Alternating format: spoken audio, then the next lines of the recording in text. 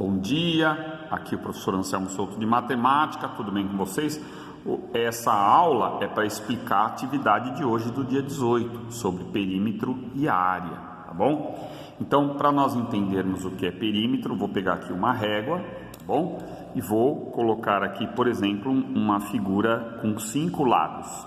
Então, um lado mede 4, o outro lado mede 3, então já vou até marcar aqui, ó, 4 centímetros, 3 centímetros, tá?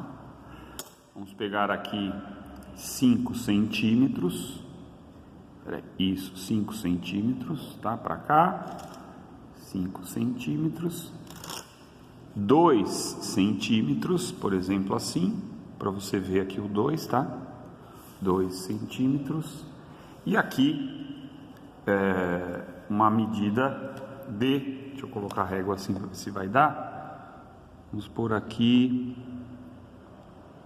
também assim, não, peraí, calma, vamos colocar aqui aproximadamente 3 também, deixa eu ver, 2,5, né, 2,5 centímetros, tá, aproximadamente 2,5 centímetros, ok?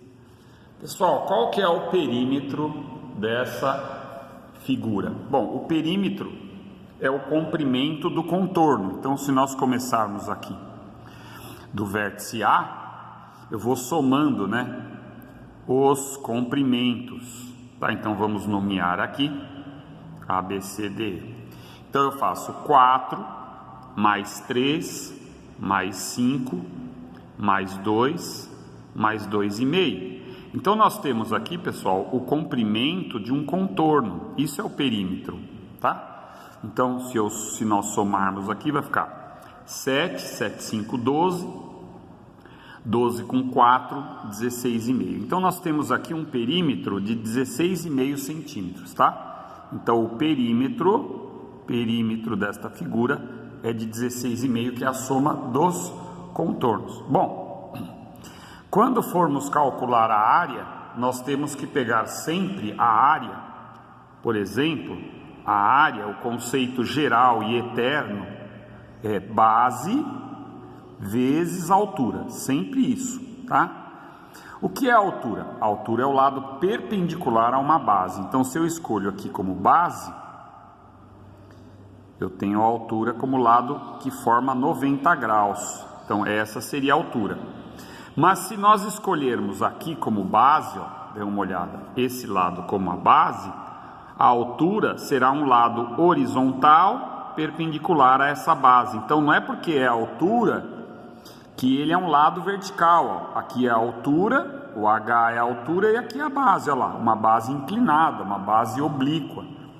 Então, a altura também estará na obliquidade, estará na oblíqua, na direção oblíqua, tá? Oblíqua é assim, não é diagonal, tá? Diagonal é outra coisa, ok?